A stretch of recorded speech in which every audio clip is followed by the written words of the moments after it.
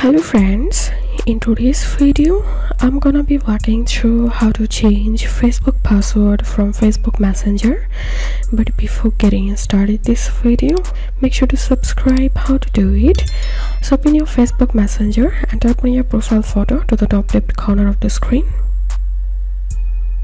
Scroll down and tap on account settings.